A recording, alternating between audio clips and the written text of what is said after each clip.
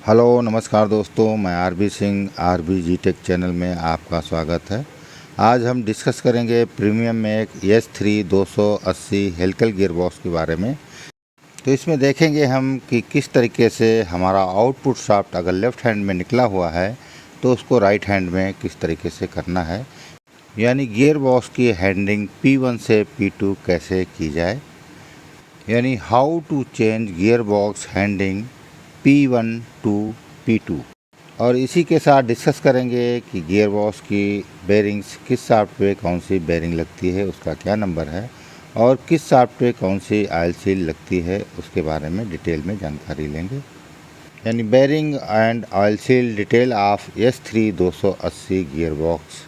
और इसी के साथ एक्सेल फ्लोट की लिमिट क्या है, किस शाफ्ट में कितना एक्सेल फ्लोट रखना है और किस स्टेज में कितना बैकलेस रखना है और उसकी क्या लिमिट है, इसके बारे में डिटेल में जानकारी लेंगे।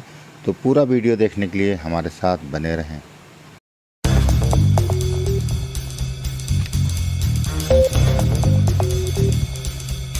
तो चलिए गियरबॉक्स की डिसमेंटलिंग स्टार्ट करते हैं। सबसे पहले इसके टॉप हाफ कवर के सारे नट खोल लेंगे, उसके बाद में इसकी साइड प्लेटों के भी सारे बोल्ट खोल लेंगे, उसके बाद टॉप हाफ कवर को बाहर निकाल देंगे।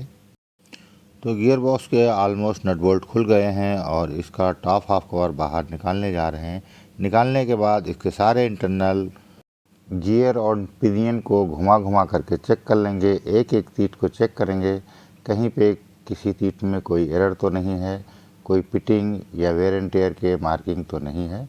उसके बाद में सारे इंटरनल बाहर निकाल देंगे गियरबॉक्स के और उसकी प्रॉपर क्लीनिंग करेंगे और साथ ही देखेंगे बेरिंग की कंडीशन कैसी है, किसी बेरिंग में, रोलिंग एलिमेंट में, आउटर रेस में कोई पिटिंग या वेयर एंड टेयर की मार्किंग तो नहीं है।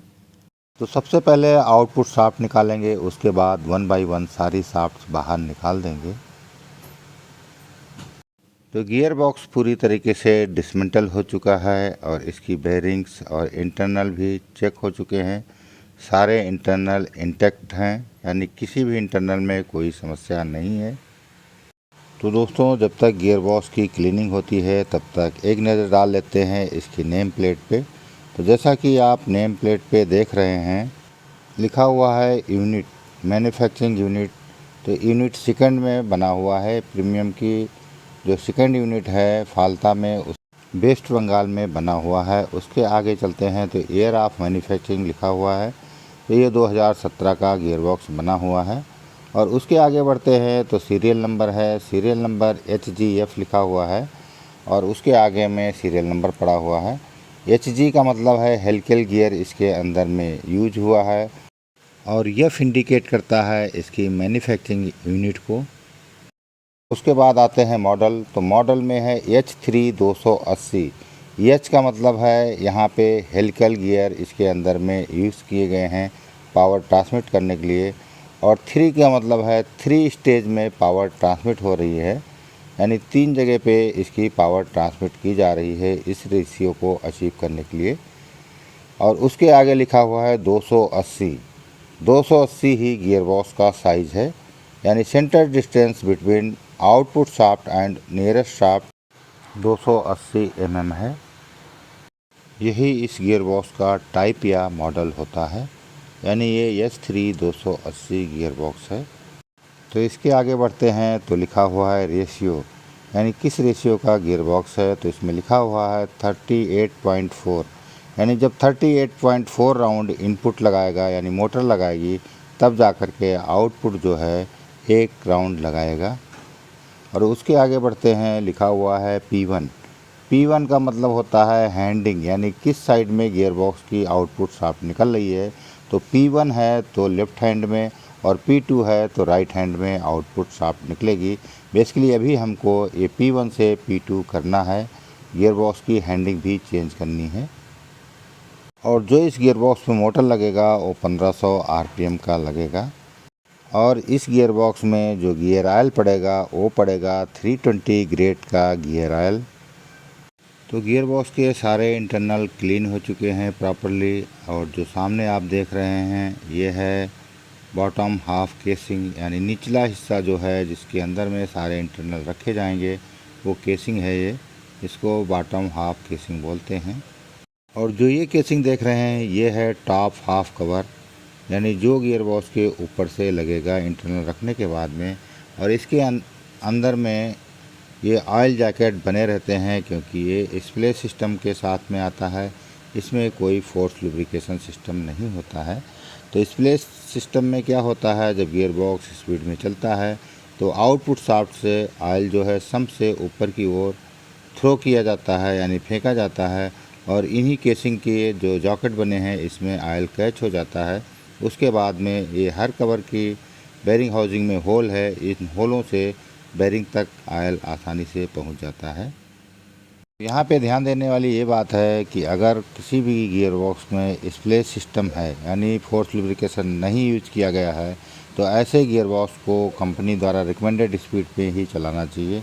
यानी अगर इसमें जैसे मोटर का आरपीएम 1500 लिखा हुआ है तो इसको कम स्पीड यानी 300-400 आरपीएम पे ज़्यादा देर तक नहीं चला सकते हैं, क्योंकि 300-400 आरपीएम पे इसका जो स्प्ले सिस्टम से ऑयल है वो टॉप के चैनल तक नहीं पहुंचेगा। इसलिए ऑयल की कमी से बेरिंग में डिफेक्ट आने की संभावना है, यानी बेरिंग सीज होने का खतरा रहता है। तो जो भी गियर बॉक्स है स्प्ले सिस्टम के साथ में यानी फोर्स लुब्रिकेशन नहीं है, उनको ज़्यादा देर तक स्लो स्पीड में नहीं चलाना चाहिए। तो चलते हैं अब गियर बॉक्स को असेंबल कर लेते हैं, सारे इंटरनल गियर बॉक्स में रख देते हैं। जैसा कि आप देख रहे हैं सारी शाफ्ट्स यानी इंटरनल्स गियर बॉक्स के लोअर केसिंग में रख गए हैं। अब इसके साइड प्लेट लगा करके इसका एक्सियल चेक कर लेंगे, उसके बाद में इसका बैकलेस देख लेंगे। तो जो इसका एक्सियल रहता है वो इनपुट शाफ्ट का रहता है 0.05 से 0.1 के बीच में, यानी इनपुट शाफ्ट का सेकेंड रिडक्शन शाफ्ट और फाइनल शाफ्ट यानी तीनों शाफ्टों में टेपर रोलर बेरिंग लगे हैं। अतः आगे की तीनों शाफ्ट का जो एक्सियल रहेगा 0.05 से 0.1 के बीच में रहेगा, यानी 2 थाऊ से 4 थाऊ के बीच में ही एक्सियल फ्लोट मेंटेन करना रहता है। और आउटपुट शाफ्ट का जो जिसमें स्पेरिकल रोलर बेरिंग लगी हुई है उसका 0.2 से लेकर के 1 mm के बीच में एक्सियल फ्लोट रखा जाता है। और जो बैकलेस रहता है इस गियर बॉक्स का वो रहता है फर्स्ट स्टेज का रहता है 0.13 से 0.23 के बीच में, जिसकी सर्विस लिमिट है 0.51। और सेकेंड स्टेज का रहता है 0.15 से 0.25 के बीच में, जिसकी सर्विस लिमिट रहती है 0.61। और फाइनल स्टेज यानी थर्ड स्टेज का जो बैकलेस रहता है 0.18 से 0.28 के बीच में, और जिसकी सर्विस लिमिट है 0.71 mm। तो एक्सेल और बैकलेस चेक करने के बाद में अगर हम गियर बॉक्स की हैंडिंग चेंज करते हैं तो एक बार इसकी ब्लू मैचिंग चेक करना होता है।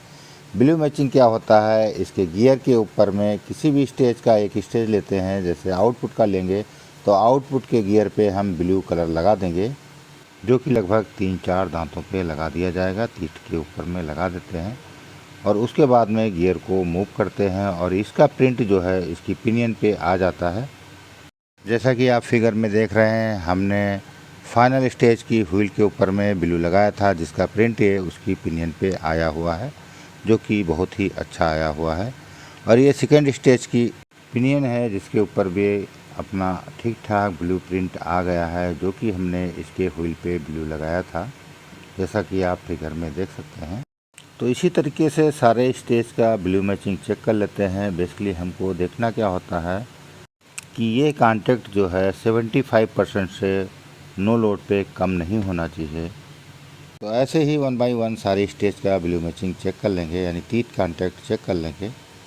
गियर बॉक्स की असेंबली का कार्य ऑलमोस्ट हो चुका है। अब इसके ऊपर में थोड़ा सा हर बेरिंग और गियर के ऊपर में ऑयल डाल देंगे, उसके बाद इसका टॉप हाफ कवर लगा दिया जाएगा। जैसा कि फिगर में आप देख सकते हैं इस समय इसका आउटपुट शाफ्ट जो है राइट हैंड में हो चुका है, जो कि पहले लेफ़्ट हैंड में निकला हुआ था, यानी P1 में था और अब इसको P2 कर दिया गया है। तो असेंबली का कार्य समाप्त हो चुका है। अब इसका टॉप हाफ कवर लगा दिया जाएगा। इसमें हमने गैस्केटिंग के लिए जो यूज किया है गैस्केट मेकर वो है एनाबॉन्ड 666। और गियर के ऊपर में जो लुब्रिकेशन ऑयल डाल रहे हैं, इसका डालने का रीज़न ये है कि अगर गियर बॉक्स 10-15 दिन तक यूज़ नहीं किया जाता है, यानी ऑयल नहीं डालते हैं, तो कोई रस्टिंग नहीं लगेगी। अगर गियर को ज़्यादा लंबे समय तक स्टोर करना है तो इसमें टॉप तक ऑयल फिल करके स्टोर कर सकते हैं, अदरवाइज़ इसमें रस्ट लगने का खतरा रहेगा। जब तक मेंटेनेंस टीम इसका कवर लगा करके इसके nut bolt side cover plate tight करते हैं, तब तक चलते हैं, एक नज़र डाल लेते हैं इसकी बेरिंग और ऑयल सील डिटेल के ऊपर में। तो अब चलते हैं ऑयल सील के ऊपर एक नज़र डालते हैं। ये मॉडल है H3 280। इसके इनपुट शाफ्ट पे जो बेरिंग लगती है वो लगती है 33-212, जो कि टेपर रोलर होती है, क्वांटिटी 2 रहती है। और इसकी जो सेकंड रिडक्शन पिनियन शाफ्ट है उस पर लगती है 32-314, टेपर रोलर बेरिंग है, इनकी भी क्वांटिटी 2 रहती है। और फाइनल रिडक्शन पिनियन शाफ्ट के ऊपर में जो बेरिंग लगती है वो है 32-316, टेपर रोलर बेरिंग, इसकी भी क्वांटिटी 2 रहती है। और जो आउटपुट शाफ्ट है उस पर लगती है 22-226 CCW33 स्पेरिकल रोलर बेरिंग है, इसकी भी क्वांटिटी 2 रहती है। और इस गियर बॉक्स में जो ऑयल सील लगती है, जो इनपुट शाफ्ट पे ऑयल सील लगती है वो लगती है 58-72-8, जिसकी क्वांटिटी 2 रहती है। और आउटपुट शाफ्ट पे लगती है 130x160x12 mm, इसकी क्वांटिटी 1 रहती है। और इसमें कूलिंग फ़ैन जो लगता है उस पे जो कूलिंग फ़ैन की शाफ्ट पे जो ऑयल सील लगती है वो लगती है 65-85-10, क्वांटिटी 1 रहती है।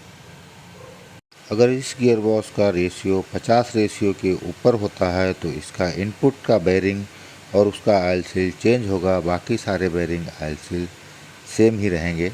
तो उस समय में अगर 50 से ज़्यादा रेशियो है तो इसके इनपुट पे जो बेरिंग लगेगा वो 32-310 लगेगा, जिसकी क्वांटिटी 2 रहेगी।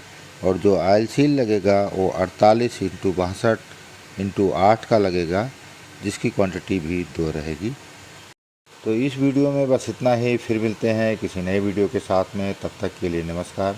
अगर आपने हमारे चैनल को अभी तक सब्सक्राइब नहीं किया है तो कृपया सब्सक्राइब कर बेल आइकन अवश्य दबा दें, ताकि हमारे द्वारा अपलोड किए वीडियो का नोटिफिकेशन आपको सबसे पहले मिल सके।